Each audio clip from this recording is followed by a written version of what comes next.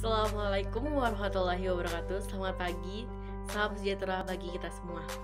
Pertama-tama saya ucapkan terima kasih kepada Ibu Maguna Eliastuti MPD selaku dosen pengampu mata kuliah Sosiologi Sastra, serta teman-teman kelompok 7 yang berpartisipasi dalam pembuatan video, antara lain yaitu Lydia Amira Fifa, Dela Sevia, Muhammad Bayu Satrio Maisaro, Lisdawati Sigalinggi.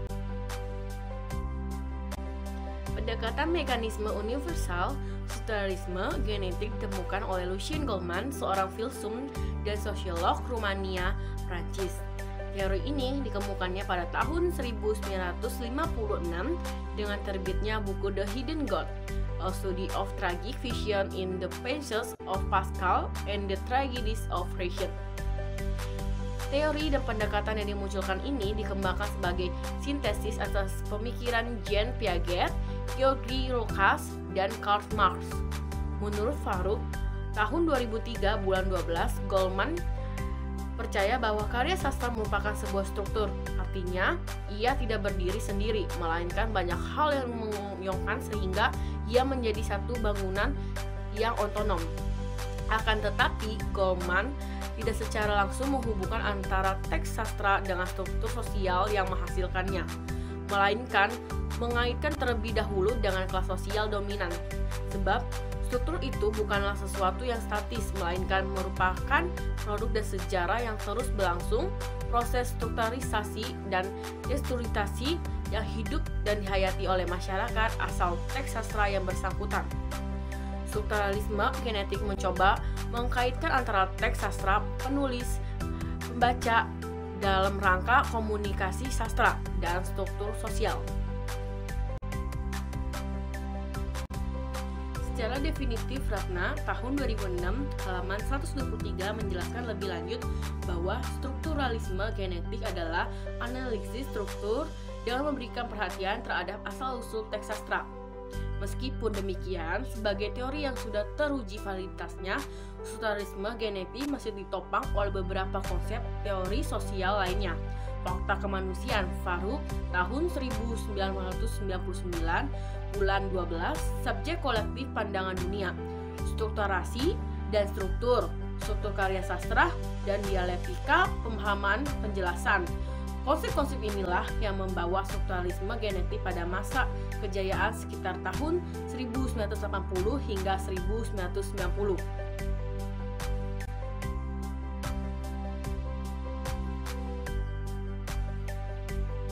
Assalamualaikum warahmatullahi wabarakatuh. Perkenalkan, nama saya Dela Sevia Ramdayani. Di sini saya akan menjelaskan tentang strukturalisme genetik. Yang pertama, fakta kemanusiaan. Yang kedua, subjek kolektif. Yang ketiga, pandangan dunia. Yang keempat, struktur karya sastra. Yang kelima, dialektika pemahaman penjelasan. Yang pertama, tentang fakta kemanusiaan. Fakta kemanusiaan merupakan hasil aktivitas atau perilaku manusia, baik yang verbal maupun yang fisik, yang berusaha dipahami. Ilmu pengetahuan fakta kemanusiaan dalam strukturalisme genetik dibagi ke dalam dua bagian, yaitu fakta individual dan fakta sosial. Menurut Goldman via Farouk tahun 1999 halaman 13 menganggap bahwa semua fakta kemanusiaan mempunyai struktur tertentu dan arti tertentu. Fakta-fakta manusia ini memiliki arti karena bersentuhan dengan subjek kolektif atau individual. Dengan kata lain, fakta-fakta kemanusiaan ini merupakan hasil usaha manusia untuk mencapai keseimbangan yang lebih baik dalam hubungannya dengan dunia sekitar. Yang kedua, ada subjek kolektif. Subjek kolektif atau transindividual merupakan konsep yang masih sangat kabur. Subjek kolektif itu dapat kelompok kekerabatan, kelompok sekerja, kelompok teritorial, dan sebagainya. Untuk memperjelasnya, menurut Goldman menspesifikasikannya sebagai kelas sosial dalam pengertian Marxis. Sebab baginya kelompok itulah yang terbukti dalam sejarah sebagai kelompok yang telah menciptakan suatu pandangan yang lengkap dan menyeluruh mengenai kehidupan dan yang telah mempengaruhi perkembangan sejarah umat manusia. Menurut Goldman tahun 1977 halaman 99 sampai 1981 halaman 41. Yang ketiga, pandangan dunia. Pandangan dunia memicu subjek untuk mengarang dan dianggap sebagai salah satu ciri keberhasilan suatu karya. Dalam rangka strukturalisme genetik, pandangan dunia berfungsi untuk menunjukkan kecenderungan kolektivitas tertentu. Melalui kualitas pandangan dunia inilah karya sastra menunjukkan nilai-nilainya, sekaligus memperoleh artinya bagi masyarakat. Dan menurut Goldman via Faruk, pandangan dunia merupakan istilah yang cocok bagi kompleks menyeluruh dari gagasan-gagasan, aspirasi-aspirasi, dan perasaan-perasaan yang menghubungkan secara bersama-sama anggota kelompok sosial tertentu dan mempertentangkannya dengan kelompok sosial yang lainnya. Yang keempat, struktur karya sastra. Karya sastra yang besar merupakan produk strukturasi dari subjek kolektif seperti yang dikemukakan di atas. Oleh karena itu, karya sastra mempunyai struktur yang koheren dan terpadu. Dalam esainya yang berjudul The Epistemology of Sociology, Goldman mengemukakan dua pendapat mengenai karya sastra pada umumnya. Yang pertama, bahwa karya sastra merupakan ekspresi pandangan dunia secara imajiner. Yang kedua, bahwa dalam usahanya mengekspresikan pandangan dunia, itu pengarang menciptakan semestanya sendiri, tokoh-tokohnya juga, objek-objeknya, dan relasi-relasi secara imajiner. Dengan mengemukakan dua hal tersebut, Goldman dapat membedakan karya sastra dari filsafat dan sosiologi.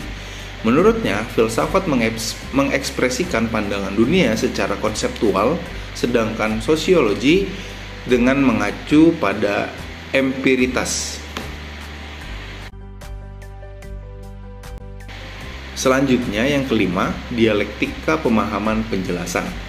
Prinsip dasar dari metode dialektik yang membuatnya berhubungan dengan masalah-masalah koherensi di atas adalah pengetahuannya mengenai fakta-fakta kemanusiaan yang akan tetap abstrak apabila tidak dibuat konkret dengan mengintegritaskannya dalam keseluruhan. Itu menurut Goldman.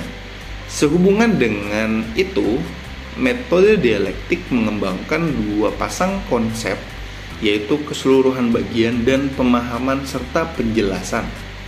Karena keseluruhan tidak dapat dipahami tanpa bagian dan bagian juga tidak dapat dimengerti tanpa keseluruhan. Proses pencapaian pengetahuan dengan metode dialektik menjadi semacam gerak yang melingkar terus-menerus tanpa diketahui tempat atau titik yang menjadi pangkal atau ujungnya. Teknik pelaksanaan metode dialektik yang melingkar serupa itu berlangsung sebagai berikut. Yang pertama, peneliti membangun sebuah model yang dianggapnya memberikan tingkat probabilitas tertentu atas dasar bagian. Yang kedua, melakukan pengecekan terhadap model itu dengan membandingkannya secara keseluruhan dengan cara menentukan sejauh mana setiap unit yang dianalisis tergabungkan dalam hipotesis yang menyeluruh. Daftar elemen-elemen dan hubungan-hubungan yang baru tidak diperlengkapi dalam model semula. Frekuensi elemen-elemen dan hubungan-hubungan yang diperlengkapinya dalam model sudah dicek.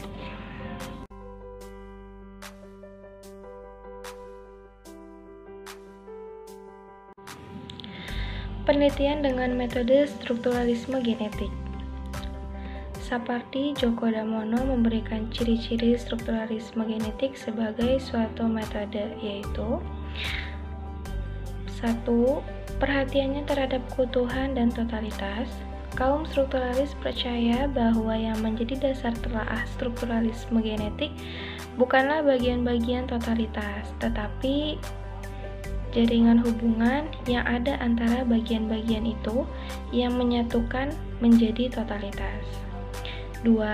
Strukturalisme genetik tidak menelaah struktur pada permulaannya, tetapi struktur yang ada di balik kenyataan. Kaum strukturalis berpandangan bahwa yang terlihat dan terdengar misalnya bukanlah struktur yang sebenarnya, tetapi hanya bukti adanya struktur.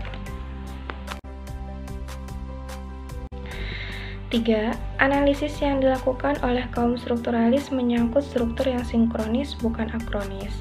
Perhatian, kaum strukturalis lebih difokuskan pada hubungan-hubungan yang ada pada suatu saat di suatu waktu, bukan dalam perjalanan waktu. Struktur sinkronis dibentuk oleh jaringan hubungan struktural yang ada. Dan yang keempat atau yang terakhir, strukturalis genetik adalah metode pendekatan yang anti-kausal. Kaum strukturalis dalam analisisnya sama sekali tidak menggunakan sebab akibat. Mereka menggunakan hukum perubahan waktu. Dari teman-teman saya, yaitu langkah-langkah penelitian dengan metode strukturalisme genetik yang ditawarkan oleh Leo Ritson dan Schmidt-Kempfut yang disetujui oleh Goodman, yaitu satu penelitian sastra itu dapat kita ikuti sendiri. Mula-mula diteliti satu strukturnya untuk membuktikan bagian-bagiannya sehingga terjadi keseluruhan yang padu dan holistik. Yang kedua, penghubungan dengan sosial budaya dan unsur-unsur kesatuan karya. Sastra yang dihubungkan dengan sosio budaya dan sejarahnya. Kemudian dihubungkan dengan struktur mental yang dihubungkan dengan dunia pengarang. Yang ketiga, untuk mencapai solusi atau kesimpulan yang digunakan metode induktif, yaitu metode pencarian kesimpulan dengan jalan melihat premis-premis yang sifatnya spesifik dan selanjutnya mencari premis general. Selanjutnya daftar pustaka, yaitu Darmono Supardijoko 1909. Sosiologi sastra sebuah pengantar ringkas. Jakarta Pusat, yaitu Pembinaan dan Pengembangan Bahasa. Departemen Pendidikan dan Kebudayaan Jakarta, Paruk 1999. Pengantar Sosiologi Sastra dan Sosialisme Genetik sampai Postmodernisme Yogyakarta, yaitu Pustaka Pelajar. Jur Rahim 2001. Metodologi Penelitian Sastra, yaitu Yogyakarta, yaitu Handika Ratna Yotman Kotha. 2003. Paradigma Sosiologi Sastra, yaitu Yogyakarta Pustaka Belajar. Sekian dan terima kasih presentasi dari kelompok 7. Mohon maaf atas ada kelebihan kesalahan kata paham. Wassalamualaikum warahmatullahi wabarakatuh.